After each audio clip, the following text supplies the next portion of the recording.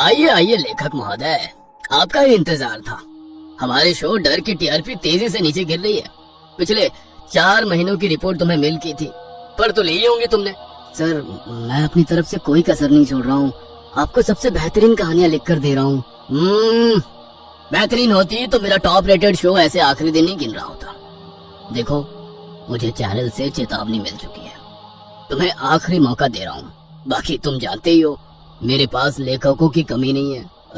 लेकिन सर, देखो विकास, तुम्हारे जैसे नवोदित लेखक को हमने फर्स्ट से अर्श तक ये सोचकर पहुंचाया था कि तुम मेहनत करोगे, कुछ नया कंटेंट लाओगे। दर्शक वहीं सींग वाले गंदे शक्ल के भूत और राक्षस देखकर थक गए हैं। आजकल उन भूतों से बच्चे भी नहीं डरते हैं। कुछ रियलिस्टिक दिखाओ यंग मैन। बाकी लेखन तुम कर रहे हो, कहाँ गलती हो रही है ये सोचना तुम्हारा काम है। प्रोड्यूसर से खरी खोटी बातें सुनने के बाद विकास अपने घर आ गया था। अब बस भी करो विकास, आज दोपहर से लगातार शराब पी रहे हो और कितनी सिगरेट फूंक चुके हो, कुछ अंदाजा है तुम्हें? रोशनी, मेरे हाथ से ये शो जा रहा है। तुम जानती हो ना कितनी मशक्कत के बाद ये शो मिला था। एक राइटर के लिए काम ढूंढना कितना मुश्किल है, तुम समझती भी हो। मैं क्या करूं यार, क्या करूं? लिखता तो हूँ हर हफ्ते के लिए एक नए राक्षस की कहानी। कुछ देर बाद मायूसी से अपना सर टेबल पर टिकाकर बैठने के बाद अचानक ही विकास झटके से उठ खड़ा होता है। हाँ ठीक है, तो कहा प्रोड्यूसर ने कुछ रियलिस्टिक लिखना पड़ेगा, लेकिन उसके लिए पहले रियल में किसी प्रेत का सामना करना पड़ेगा। मिल गया आइडिया। क्या आइडिया मिल गया विकास?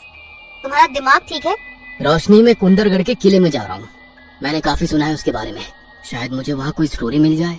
विकास, हॉरर लिखना अलग बात है और खुद भूतों के बीच जाना अलग। पागल मत बनो।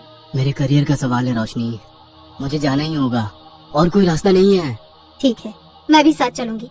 अब जो होगा देखा जाएगा। अगले दिन ही दोनों राजस्थान के लिए निकल गए। अपनी गाड़ी से मुंबई से राजस्थान आने में काफी समय लग गया था। दिन ढल चुका था और हल्की ठंड माहौल को खुशनुमा बना रही थी। मंजिल अब सामने ही थी। 3 मंजिला इमारत सामने से देखने में काफी रहस्यमय नजर आ रही थी। जैसे जैसे गाड़ी किले के नजदीक पहुंच रही थी, विकास और रोशनी के मन में डर और कौतूहल के मिश्रित भाव पनपने लगे थे। पता नहीं वास्तव में यहाँ कोई कहानी मिलेगी भी या ये सब कोरी अफवाह है। इस बात की भी पूरी संभावना थी कि वहाँ कोई शक्तिशाली साया हो। न जाने अगला पल उनके लिए क्या लेकर आने वाला था। रोशनी ने विकास का हाथ कसकर थाम लिया था। बिना कहे ही दोनों एक दूसरे के लिए चिंतित थे। कुछ ही देर में वे किले के सामने थे। कुंदरगढ़ का किला 5 मंजिला भवन था। किसी समय में भव्यता की मिसाल रहा ये किला अब लगभग जर्जर हो चुका था, जिसकी 2 मंजिल जमीन के भीतर थी। किंतु वहां जाने का साहस कभी किसी ने नहीं किया। विकास मन बना चुका था कि वह एक बार नीचे की मंजिल भी जरूर देखेगा। किले में प्रवेश करते हुए शाम के 7:30 बज गए थे। हल्का धुंधला सा छाने लगा था। पूर्णिमा की चांदनी रात और गहराते धुंधले ने मानो उस जर्जर हो चुके किले में जान फूंक दी थी। ऐसा लगता था जैसे अभी ये अपनी कहानी कह उठेगा।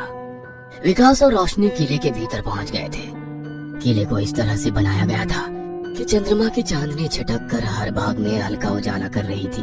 थकान हो रही है विकास, चलो खाना खाकर थोड़ा सुस्ता लेते हैं, उसके बाद किले में घूमेंगे। रोशनी, तुम्हें डर तो नहीं लग रहा है ना? तुम हो ना मेरे साथ, भूतों के जन्मदाता। कितने ही प्रेतों की नियति तुमने अपने हाथों लिखी है। तुम्हारे होते हुए मुझे भला क्या डर? जानता हूँ तुम्हें डर लग रहा है। कहीं ना कहीं इस किले की खामोशी मुझे भी डरा रही है, लेकिन हिम्मत रखनी होगी। तुम चाहो तो अभी भी वापस जा सकती हो। प्लीज विकास, छोड़ो ये सब। रोशनी ने विकास के कंधे पर सर रख दिया। कुछ देर तक रोशनी ऐसे ही विकास के कंधे पर सर रख कर बैठी रही। मैं ऐसा नहीं लग रहा कि अचानक ठंड कुछ ज्यादा ही बढ़ गई है? हाँ ठीक कह रही हो। चलो अपनी टॉर्च पकड़ लो, अब अंदर चलते हैं। विकास और रोशनी टॉर्च के साथ बड़ी सावधानी से धीरे धीरे आगे बढ़ रहे थे। तभी अचानक रोशनी को वहाँ कोई दिखा। कहाँ कोई है? अरे बाबा, तुम अपने परछाई से भी डरोगे क्या अब? विकास रोशनी को समझाता रहा, मगर रोशनी मानने को तैयार नहीं थी।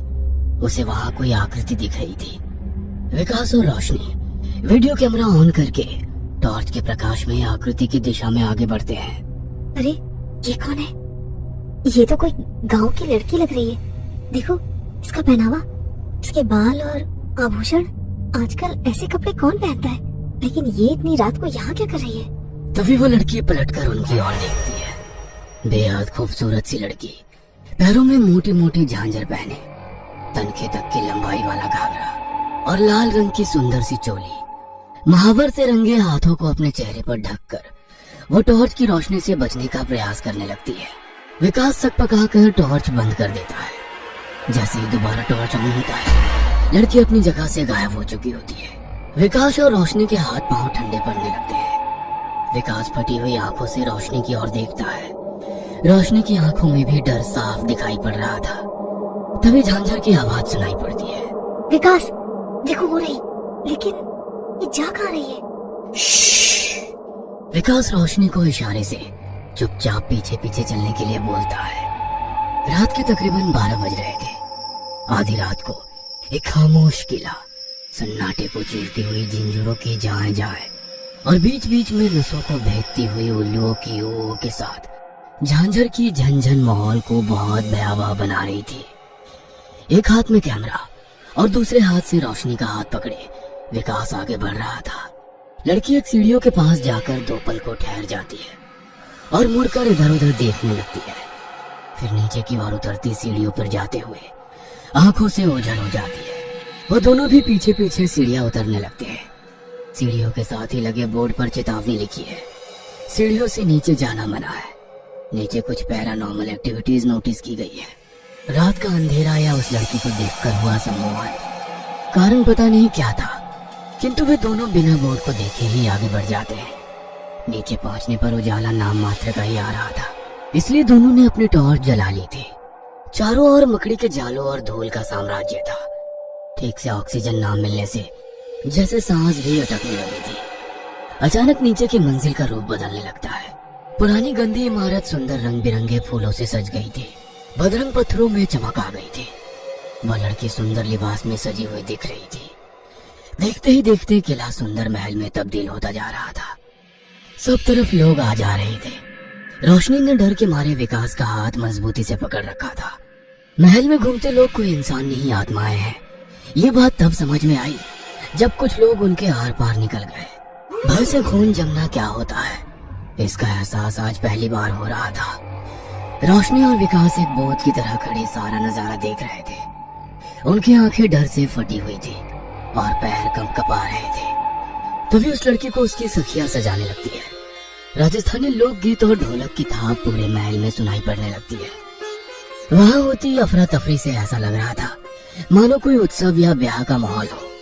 तभी एक सैनिक जैसा दिखने वाला आदमी आकर इशारों में कुछ कहने लगता है। उसकी बात सुनकर हर तरफ रोना पिटना मच जाता है और महल की सारी औरतें एक जगह इकट्ठे होने लगती हैं। अचानक ही सारे पुरुष हथियार लेकर बाहर की ओर भागने लगते हैं। कुछ पल के बाद एक सैनिक गर्दन झुकाकर शोक समाचार सुनाता है। राजकुमारी जी, कुंवर सा नहीं रहे। नहीं। सा केवल कुंवर सा ही नहीं, आपके भाई और पिताजी भी युद्ध में वीरगति को प्राप्त हो गए। ब्याह से पहले ही जिस कुंवर ने मेरे मान की खातिर अपनी जान दे दी, मैं प्रण लेती हूँ उस कुंवर के अलावा कोई मुझे छू भी न सकेगा।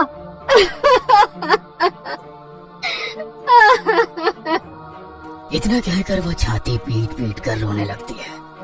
उसकी गरज से महल के पत्थर हिलने लगे थे। विकास और रोशनी एक कोने में सहमे खड़े थे।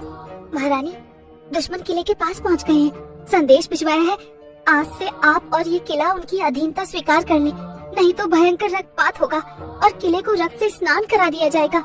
इतना सुनते ही राजकुमारी और महल में उपस्थित औरतें विलाप करने लगी। उनके रुदन से लग रहा था कि कानों की नसें फट जाएंगी। विकास और रोशनी ने अपने कानों पर हाथ रख लिया था। अगले ही पल महल में प्रकाश के लिए जलाई गई लकड़ियों को उठाकर राजकुमारी ने स्वयं को आग लगा ली। एक एक करके सारी महिलाएं एक दूसरे से घेरा बनाकर खड़ी हो गई। किले में जीवित महिलाओं की चिता जल रही थी। उनकी चीखें सीने को भेद रही थी। राजकुमारी सहित अनेक महिलाओं को ऐसा जलता देखकर रोशनी खुद पर से नियंत्रण खो बैठती है और उसकी चीख निकल जाती है। रोशनी की चीख से वहां पर अब तक रचा गया तिलिस्म खत्म होने लगता है। महल में लटके भारी खूबसूरत झूमर मकड़ी के जालों और धूलों में बदलने लगे थे। चमचमाती दीवारें टूटे पत्थरों में बदल रही थी। वह खूबसूरत राजकुमारी अर्धजली अवस्था में भयंकर चेहरे के साथ रोशनी की ओर बढ़ने लगी थी। धीरे धीरे किले में उपस्थित सारी आत्माएं चलते हुए रोशनी की ओर बढ़ने लगी। अभी तक उजाले में नहाया हुआ किला फिर से गहरे अंधेरे में डूब गया था। अंधेरे में वे साए उनकी ओर तेजी से बढ़ रहे थे। विकास, विकास कुछ करो। क्या हम यहाँ से बाहर नहीं निकल पाएंगे? तुम्हारी कहानियों में तो अंत में हमेशा आत्मा ही पराजित होती है। कुछ तो सोचो। यहाँ नहीं आना चाहिए था, नहीं आना चाहिए था। ये मेरा किला है, एक मारवाड़ी स्त्री की जुबान है ये। यहाँ किसी बाहर के आदमी को जीवित ना रहने दिया मैंने कभी। जिस रानी का महल में बिना आज्ञा के महाराज भी ना आ सके, उस रानी महल में तुम यूं ही घुस आए। रोशनी, जल्दी से अपना बैग खोलो, उसमें हनुमान चालीसा रखी है मैंने। बैग की जिप नहीं खुल रही विकास। तुम जाप करो। जय जय जय जय। मुझे आगे कुछ याद क्यों नहीं आ रहा है? तुम बोलो। जय जय। उन दोनों की जुबान मानो अटक सी गई थी। रोशनी और विकास को आत्माओं ने चारों ओर से घेर लिया था। अचानक ही किले की दीवारें ध्वस्त होकर गिरने लगी। एक एक करके गिरते भारी पत्थरों और दीवारों की आवाज में कुछ चीजें गूंज रही है। थोड़ी देर बाद सब कुछ सामान्य हो गया। रानी महल में प्रवेश करने का मुख्य द्वार तोड़कर बंदित हो गया है। कहानी की तलाश में आने वाले विकास और रोशनी की कहानी का दुखद अंत हो चुका था। विकास की गाड़ी से पुलिस को उनके वहां आने की पुष्टि तो हुई, किंतु किले के भीतर उनका कोई सुराग नहीं मिला। खोजी पत्रकार अविनाश ने उनकी खबर निकालने का जिम्मा लिया है। अमावस्या की रात वो किले में बिताने का निश्चय कर चुका है। वीरान किले की चीखें सुनने वाला एक और इंसान शायद आज कहानी बनने वाला है। ये कहानी आपको अच्छी लगी हो तो हमें सब्सक्राइब करें, हमारा इंस्टाग्राम और फेसबुक पेज जरूर फॉलो करें। और हाँ दोस्तों, सब्सक्राइब करना भूलना मत।